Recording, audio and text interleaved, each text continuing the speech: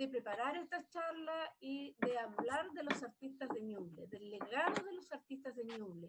Así que le agradecemos cordialmente que en esta tarde esté con nosotros y nos pueda presentar y hablar de cada uno de los artistas de Ñuble. Dejamos entonces en esta hora a Daniela Soto. Buenas tardes a todos los presentes. Primero que todo, agradecer el espacio que me han dado para poder hacer este homenaje a los artistas de Ñuble.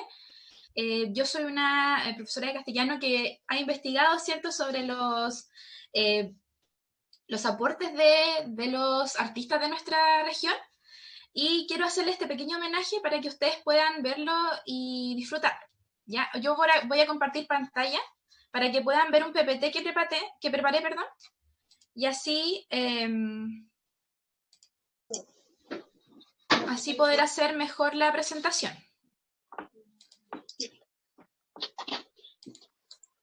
¿Se ve bien el PPT? ¿Sí? Sí. Perfecto. Voy a comenzar entonces. Bueno, esta tarde les voy a hablar sobre el legado literario de Ñuble. Para comenzar, es necesario entender que nuestra región siempre se ha destacado por tener a grandes artistas, ya sea que hayan nacido en nuestra región o que se hayan erradicado o trabajado acá, o que les haya gustado mucho, se hayan quedado a vivir, etc. Entonces, aquellos artistas que han trabajado para la región de Ñuble o bien hayan nacido acá o son de acá, hoy les vamos a dar un homenaje para entender que nuestra región tiene un legado literario muy importante que merece ser destacado.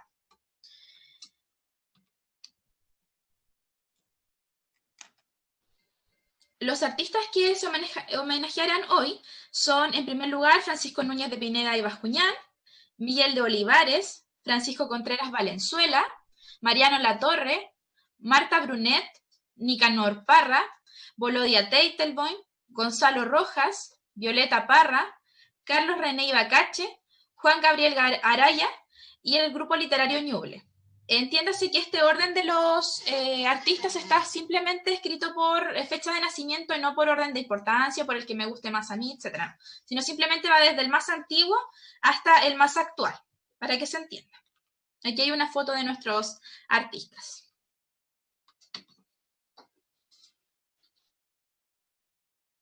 Para comenzar, vamos a hablar sobre Francisco Núñez de Pineda y Bascuñán.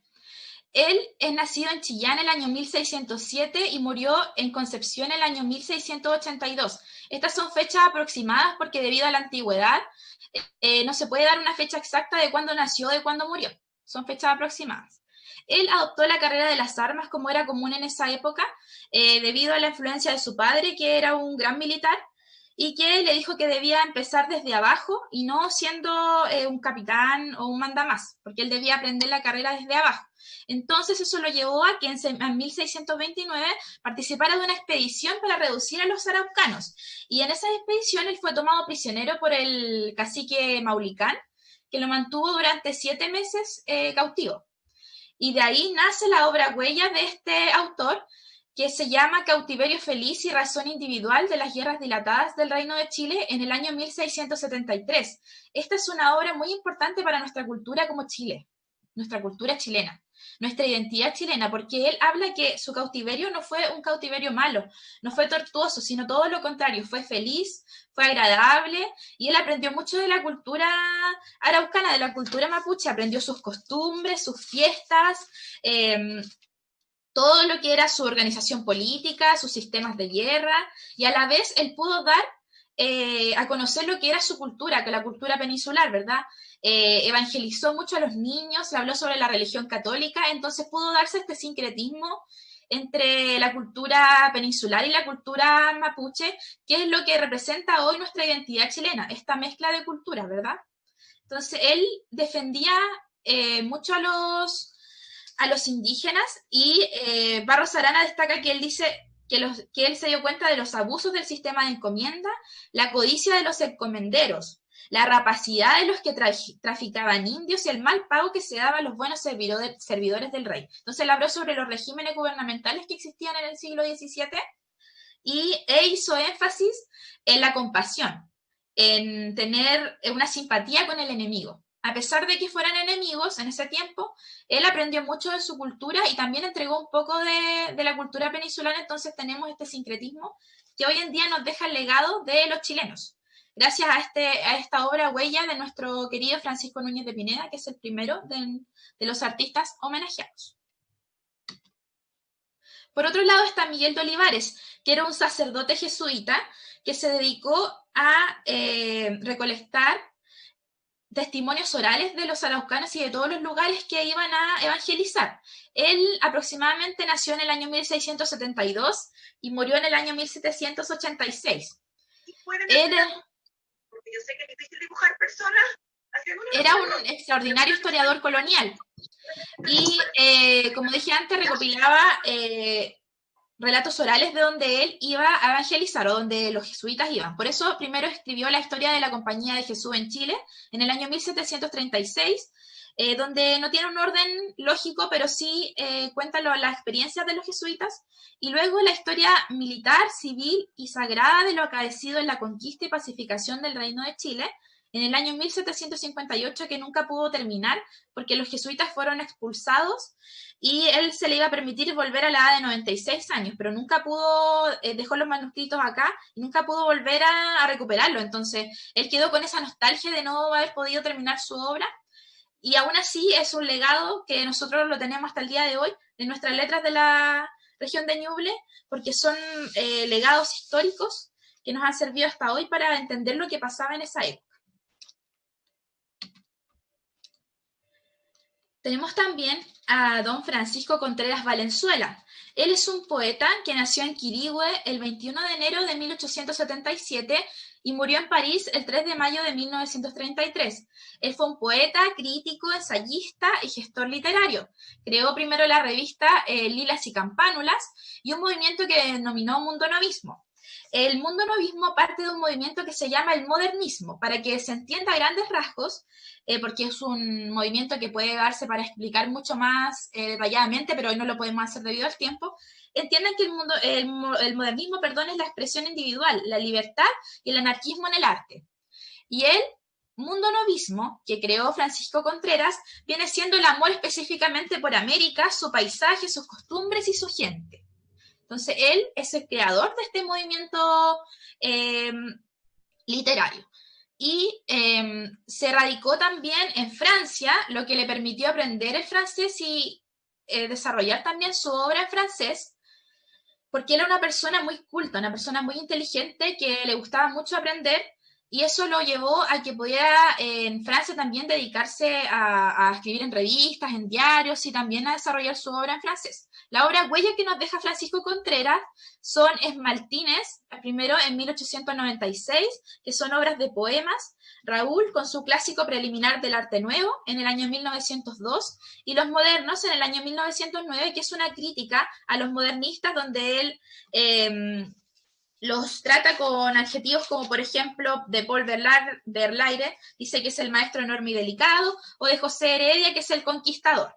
Entonces él habla de los distintos aspectos que tenían los modernistas según su perspectiva de vida. Por eso el legado de Francisco Contreras es tan importante para nuestra región, porque él es el gestor del mundo novismo, es decir, el amor por nuestra América.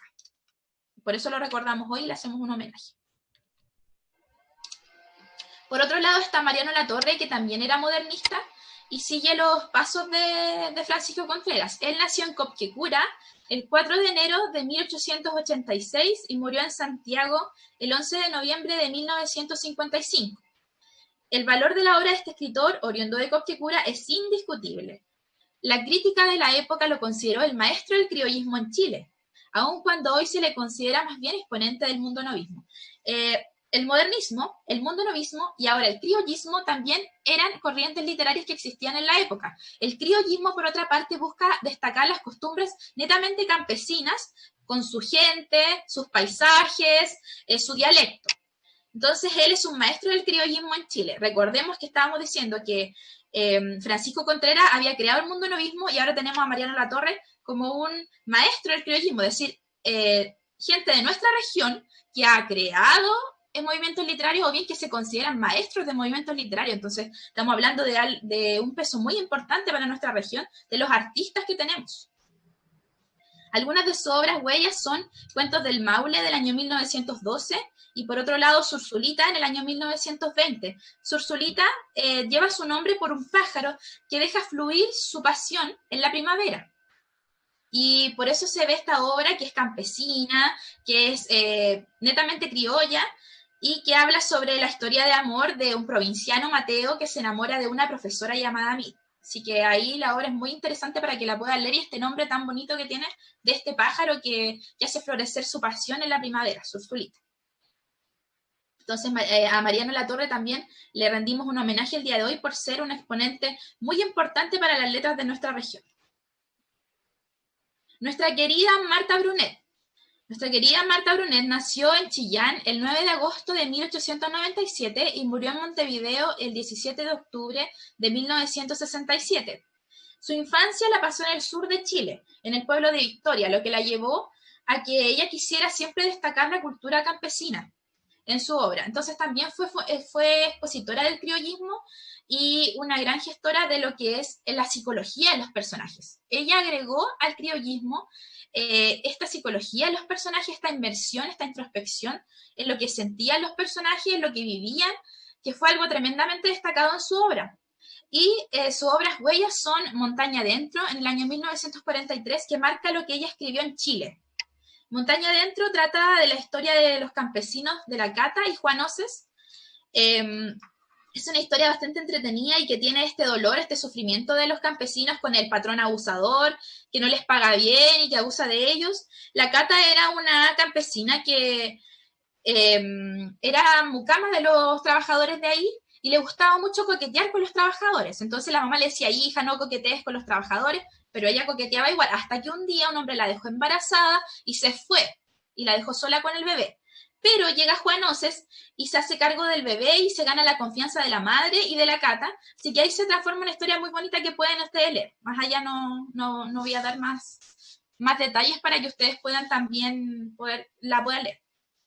Por otro lado está Humo hacia el sur y La Mampara en 1946. La Mampara es una obra muy interesante a mi juicio porque la mampara es una puerta que tiene un vidrio que se puede ver desde dentro y desde fuera. Y esto marca la lucha constante de dos hermanas, que la transparencia de sus vidas con su madre que viene siendo la bisagra de esta puerta. Entonces, esta analogía de la mampara me parece a mí algo impresionante que hizo Marta Brunet y algo bueno de destacar.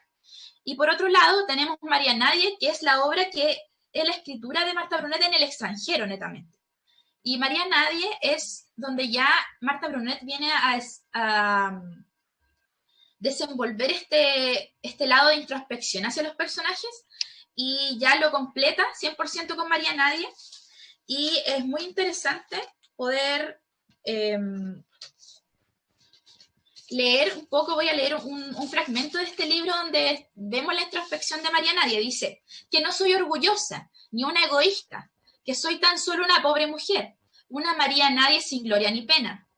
Como tampoco sabrán hasta qué punto les agradezco el haber provocado esta auténtica hora de soledad, de estar frente a mí misma, sacando hechos del pasado para enfrentarlos en el presente. Entonces vemos cómo se sienten los personajes y Marta Brunet se aleja de sus novelas para que los personajes tomen 100% el protagonismo, parecido a la corriente de la conciencia que usaba Virginia Woolf en Las Olas. Y también ella incluye la novela experimental de Émile Zola, porque era una persona muy estudiosa y muy dedicada. De hecho, sus padres querían que ella se dedicara a la labor doméstica y ella fue rebelde y dijo no. Y gracias a eso, hoy Marta Brunet es un ícono de nuestras letras de Ñuble y por eso la recordamos hoy. Por otro lado está también Nicanor Parra, el grande Nicanor Parra. Nació en San Fabián de Alico el 5 de septiembre de 1914 y murió en Santiago el 23 de enero del año 2018. Murió recientemente. Él vivió mucho. Fue un poeta rupturista, desafiante, mordaz. La obra de este raro inventor produjo un corte radical en la poesía hispanoamericana. Él transforma la poesía con esta antipoesía y nos deja un legado inmensamente grande, que yo, a mi juicio, él debió recibir el premio Nobel y siempre voy a quedar con esta amargura de que no se lo dieron, esta deuda eterna que tenemos con Nicanor Parra, de haber recibido el premio Nobel de literatura porque se lo merecía. Fue un gran poeta y que siempre lo recordaremos. no solo por su labor como poeta, sino también por su labor como ecologista. Recordemos que él siempre defendió la naturaleza en el sur de Chile y con sus ecopoemas también nos entregó un legado de la conciencia ecológica muy grande que hasta hoy tenemos. Algunas de sus obras huellas son los poemas y antipoemas del año 1954, Artefactos del año 1972 y Hojas de Parra del año 1965. Yo les traje hoy día una selección de 2 poemas de Nicanor Parra para que podamos leer y podamos entender lo que es su obra, ¿ya? Voy a leer en primer lugar Advertencia al lector. Dice, el autor no responde de las molestias que pueden ocasionar sus gritos. Aunque le pese, el lector tendrá que darse siempre por satisfecho. Sabelius, que además de teólogo fue humorista consumado, después de haber reducido a polvo el dogma de la Santísima Trinidad, ¿respondió acaso de su herejía? Y se llegó a responder cómo lo hizo, en qué forma descabellada, basándose en qué cúmulo de contradicciones. Según los doctores de la ley, este libro no debiera publicarse. Entonces, hace una advertencia al lector Nicanor Parra. Y aquí vamos a leer un libro de Hojas de Parra que se llama El Premio Nobel. Dice, el Premio Nobel de Lectura me lo debieran dar a mí, que soy el lector ideal y leo todo lo que pillo. Leo los nombres de las calles y los letreros luminosos, y las murallas de los baños, y las nuevas listas de precios, y las noticias policiales, y los pronósticos del derbi, y las patentes de los autos. Para un sujeto como yo, la palabra es algo sagrado. Señores miembros del jurado, ¿qué ganaría con mentirles? Soy un lector empedernido, me leo todo, no me salto ni los avisos económicos. Claro que ahora leo poco, no dispongo de mucho tiempo, pero caramba que he leído. Por eso pido que me den el Premio Nobel de Lectura a la brevedad imposible. Su obra habla por sí misma, así que es una inmensa obra que vamos a recordar por siempre y agradecerle y sentirnos orgullosos como región de que él haya nacido en nuestras tierras y siempre la recordaba con cariño y nosotros lo recordamos a él para siempre en nuestras vidas. Y como digo, debió haber recibido el Premio Nobel de Literatura. Volodya Teitelbaum. Él se llamaba Valentín Teitelbaum-Volosky y nació en Chillán el 17 de marzo de 1916 y murió en Santiago el 31 de enero del año 2008. Desde temprana edad, Valentín Teitelbaum-Volosky manifestó inquietudes literarias. Leía el Peneca, a Emilio Salgari, Julio Verne y la Biblia, y a los 16 años inició su militancia en las Juventudes Comunistas y desde entonces su actividad política marcó un nuevo rumbo para su vida. El legado que nos deja Volodya Teitelbaum es de un lector empedernido. Nos da a entender que la región de Ñuble es una región que se caracteriza por el amor a la literatura, por el amor a la lectura. Es por eso que nuestra biblioteca también lleva su nombre como sello presente, porque él era un gran lector y eso nos heredó. Algunas de sus obras son Antología de la Poesía Chilena Nueva en 1935 e Hijo del Salitre en el año 1952. Esta última trata sobre la matanza de la Escuela de Santa María de Iquique con la revolución de estos líderes salitreros que fue tan importante y tan compleja que la llevó a esta matanza de la que tenemos este hecho histórico que no debemos olvidar porque es algo que no se puede olvidar para no poder cometerse en el futuro. Ese error no se puede olvidar para no poder volverse a cometer. Entonces, Volodya Teitelbaum hace esta recopilación histórica para poder darnos a conocer este hecho y además nos deja este legado, como dije, de lectores. Entonces, la región de Ñuble, gracias a Volodya Teitelbaum, se caracteriza por ser una región que le gusta la literatura, que lee mucho. Le rendimos homenaje entonces también. Nuestro querido Gonzalo Rojas, gran poeta, que a mi juicio también debió haber recibido el Premio Nobel de Literatura. Yo lo quiero mucho, es un gran poeta y además yo digo que sí, que se debió haber merecido el premio Nobel. Después ustedes dirán y si están de acuerdo conmigo o no, pero yo digo que sí se lo merecía. Él nació en Lebu el 20 de diciembre de 1916 y murió en Santiago el 25 de abril del año 2011. Él es considerado uno de los poetas chilenos más influyentes de las últimas décadas. Gonzalo Rojas es premio Cervantes del año 2003. Es autor de una poesía vital marcada por el erotismo, el compromiso social y el poder sonoro de la palabra. Gonzalo Rojas recibió el Premio Nacional de Literatura del año 92. Y se me había olvidado que también mencionarles que Nicanor Parra igual recibió el Premio Nobel de Literatura, perdón, el Premio Nobel de Literatura, perdón, el Premio Nacional de Literatura en el año 1969. Algunas de las obras huellas de Gonzalo Rojas son ¿Qué se ama cuando se ama?, del año 2000, Requiem de la mariposa muerta, del año 2001, y Al silencio, del año 2002. Yo decidí leer estos 3 poemas para que pudiéramos comentar el día de hoy después, y que son muy interesantes. Vamos a leer, obviamente, El que se ama cuando se ama, que es un poema clásico de nuestra literatura chilena. ¿Qué se ama cuando se ama? Mi Dios, ¿la luz terrible de la vida o la luz de la muerte? ¿Qué se busca? ¿Qué se halla? ¿Qué es eso? ¿Amor? ¿Quién es? ¿La mujer con su hondura, sus rosas, sus volcanes? ¿O este sol colorado que mi sangre furiosa cuando entro en ella hasta las últimas raíces? ¿O todo es un gran juego, Dios mío, y no hay mujer ni hay hombre, sino un solo cuerpo, el tuyo, repartido en estrellas de hermosura, en partículas fugaces de eternidad visible? Me muero en esto, oh Dios, en esta guerra de ir y venir, entre ellas por las calles, de no poder amar 300 a la vez, porque estoy condenado siempre a esa única que me diste en el viejo paraíso. Qué hermoso. Vamos con el Requiem de la mariposa muerta. Sucio fue el día de la mariposa muerta. Acerquémonos a besar la hermosura reventada y sagrada de sus pétalos, que iban volando libres, y esto es decirlo todo, cuanto sopló la arruga y nada, sino ese precipicio que de golpe y únicamente nada. Guárdela el pavimento sobre salobre si la puede guardar, entre el aceite y el aullido de la rueda mortal. O esto es un juego que se parece a otro cuando nos echan tierra, porque también la arruga.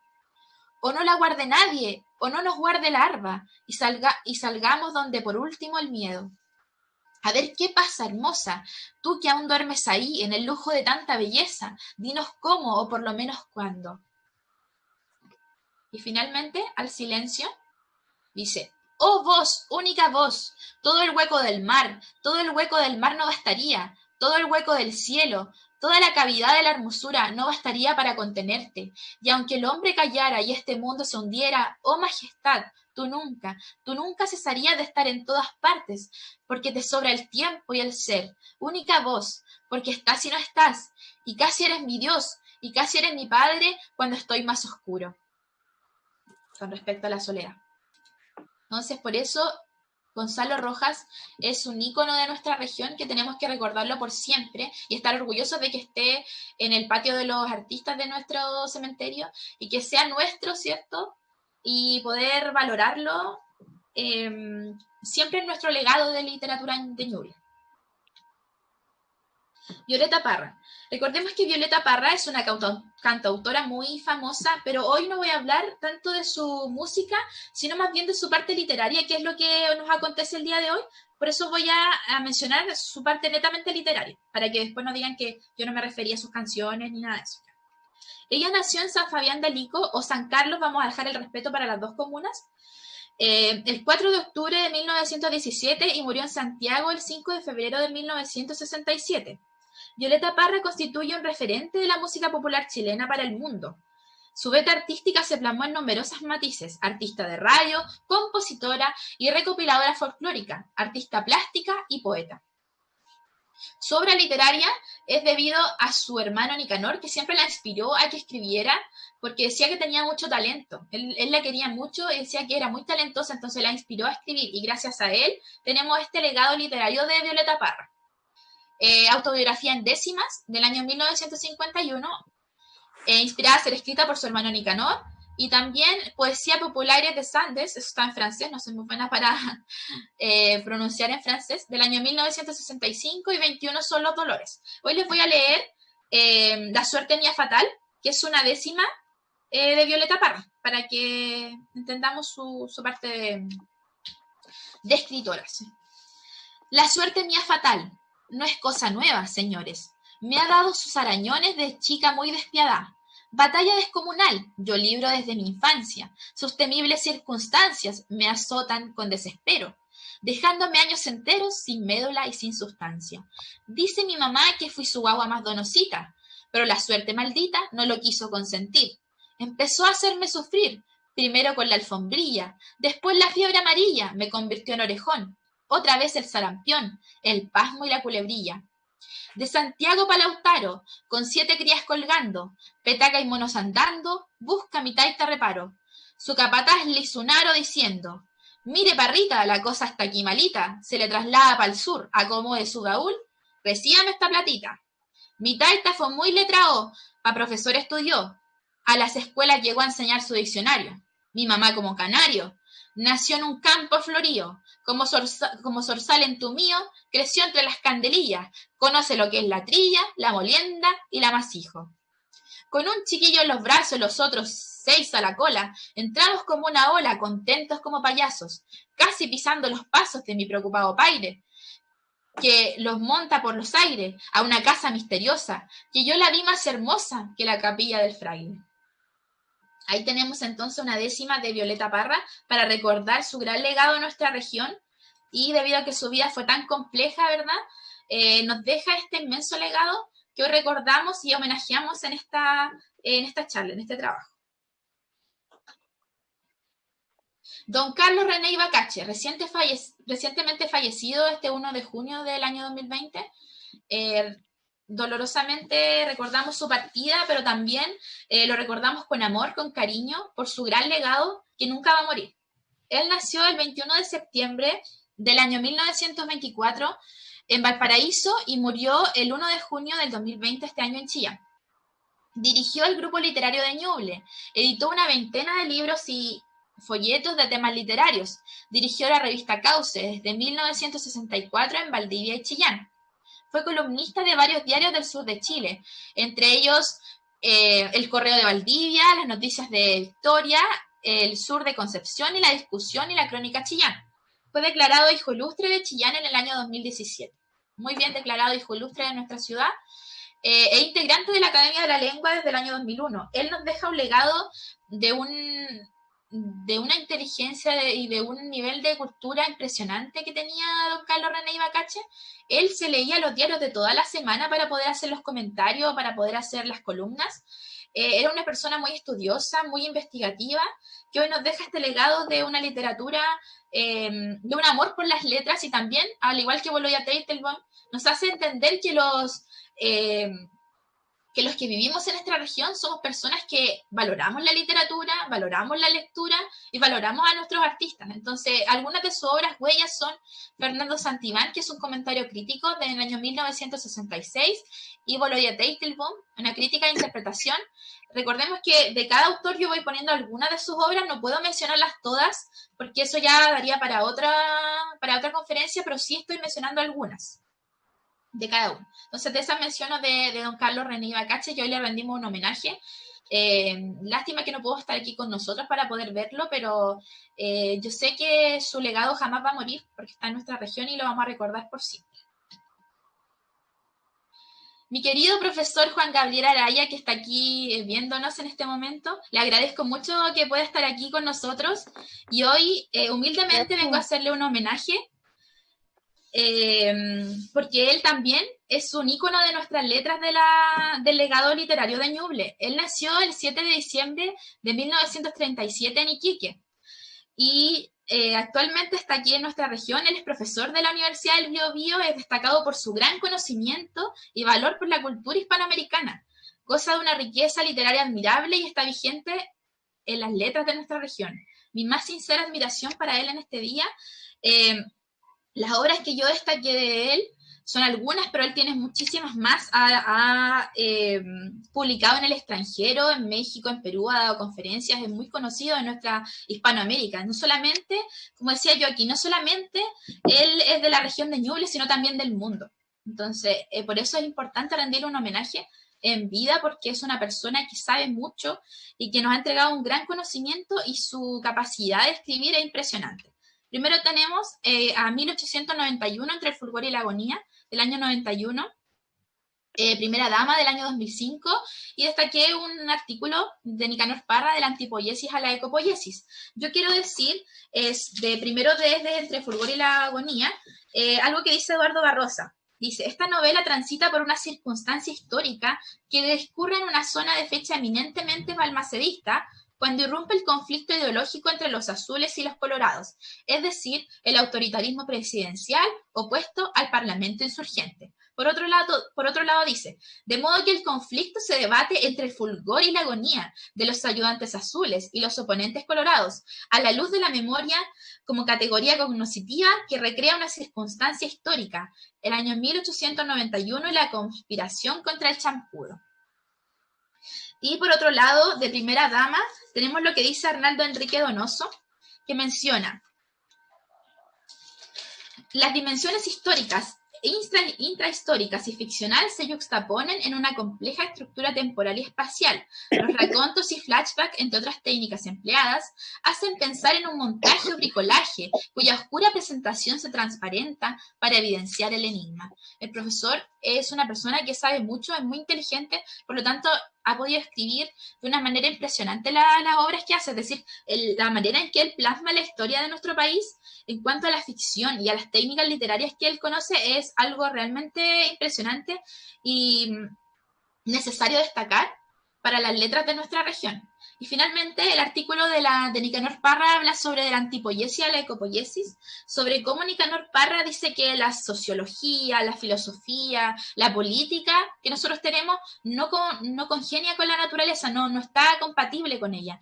El hombre no ayuda a la naturaleza, sino que la destruye, y con sus ecopoemas nos hace evidenciar cómo es que el hombre está tan alejado de lo que es la madre naturaleza. Recordemos que Nicanor Parra igual era un hombre de campo y siempre valoró la naturaleza, entonces el profesor en este artículo muy bien hace una crítica sobre lo que es la obra de Nicanor Parra. Él tiene, como dije, muchas más obras que por honor al tiempo no vamos a poder mencionar hoy día, pero si se pudiera hacer otro día sería maravilloso para mí hacer una investigación mucho más allá y poder mencionar más de su obra, porque es muy importante. Aquí yo destaqué una foto del profesor con Nicanor Parra, que él lo quería mucho.